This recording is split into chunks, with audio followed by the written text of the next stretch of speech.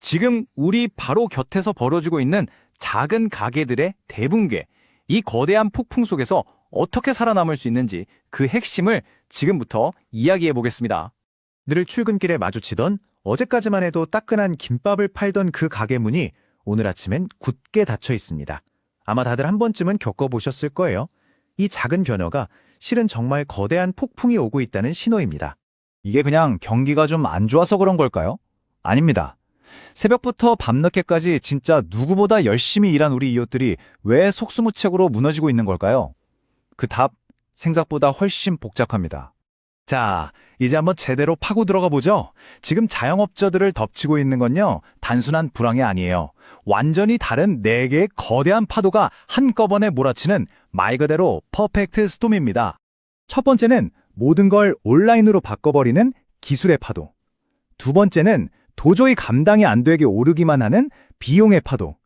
세 번째는 아예 쓰는 방식이 달라져 버린 소비의 파도. 그리고 마지막은 산업 전체가 뿌리째 흔들리는 구조의 파도입니다. 이 4가지가 지금 동시에 덮치고 있는 겁니다. 그럼 이 무서운 폭풍이 실제 우리 주변 사람들의 삶을 어떻게 바꾸고 있는지 정말 벼랑 끝에 서 계신 분들의 생생한 목소리로 직접 한번 들어보시죠. 여기 관악구에서 10년 동안 김밥집을 하신 사장님이 한 분 계십니다. 겉으로 보기에는 손님도 꾸준하고 장사도 꽤 잘 되는 가게처럼 보였죠. 하루에 김밥을 100줄 판다고 해봐요. 그럼 매출이 30만 원.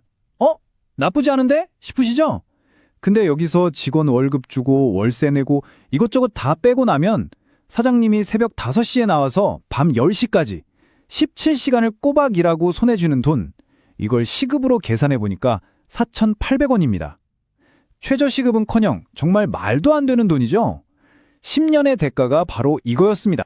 또 다른 덫에 갇힌 분도 계십니다. 아버님께 물려받아서 3대째 목욕탕을 운영하는 사장님이신데 그만두고 싶어도 정말 그만둘 수가 없는 상황이에요. 장부를 보면 매일 10만 원씩 이익인 것처럼 보여요. 하지만 인건비에 낡은 시설 수리비까지 빼고 나면 실제로는 매달 600만 원씩 적자인 겁니다. 아니, 그럼 그냥 폐업하면 되는 거 아니야? 싶으시죠? 그런데 낡아 빠진 보일러 철거하는 데만 5억 원이 든답니다. 계속 장사를 하자니 손해고 문을 닫자니 더 큰 돈이 드는 그야말로 진퇴양난에 빠져버린 거죠. 한때는 정말 황금알을 낳는 거위였던 동대문도 마찬가지입니다. 여기서 20년 동안 옷장사를 해온 베테랑 상인 한 분은요, 생전 처음 보는 종류의 경쟁자를 만났습니다. 이건 정말 충격적인 현실입니다. 동대문에서 15,000원에 파는 티셔츠랑 완전 똑같은 옷이 테무 같은 중국 앱에서는 3,000원에 팔려요. 심지어 무료 배송. 생각해보면 당연한 게 걔네는 중국 공장에서 바로 소비자한테 쏴주잖아요. 근데 동대문 상인은 한국의 비싼 임대료랑 인건비 다 감당해야 하거든요.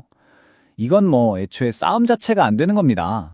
마지막으로 기술의 변화라는 게 한 사람의 인생을 얼마나 송두리째 흔들어 놓을 수 있는지 가장 극적으로 보여주는 이야기입니다. 평생 엔진오일 갈고 타이밍 벨트 고치면서 가족을 먹여 살렸습니다. 그런데 어느 날 전기차 보닛을 딱 열었는데 자기가 알던 세상이 그 안에 아예 없는 거예요. 엔진이 없으니까요. 30년 동안 쌓아온 기술, 그 자부심이 정말 한순간에 휴지 조각이 돼버린 겁니다. 여기까지 들으면 정말 가슴이 답답하고 희망이 없는 것처럼 느껴지시죠? 마치 출구가 없는 미로 같아요. 하지만 잠깐만요. 이 이야기에는 놀라운 반전이 있습니다.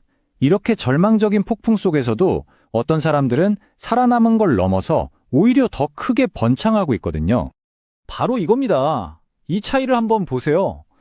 똑같은 목욕탕인데 한쪽은 망해가고 다른 쪽은 카페랑 독서실을 합친 복합문화 공간이 돼서 예약이 꽉 차요. 똑같은 정비소인데 한쪽은 일감이 뚝 끓이고 다른 쪽은 재빨리 전기차 수리 기술을 배워서 한 달치 예약이 밀려있죠. 도대체 이 차이가 어디서 온 걸까요? 망하는 가게와 흥하는 가게, 그 운명을 가른 결정적인 한 수는 뭐였을까요? 놀랍게도요, 이 생존자들에게는 아주 분명한 공통점이 있었습니다. 지금부터 그 비밀, 생존을 위한 4가지 법칙을 알려드리겠습니다. 핵심은 딱 이 4가지였습니다. 첫째, 그들은 기술이나 상품을 판 게 아니에요. 그 너머의 본질적인 가치를 팔았죠.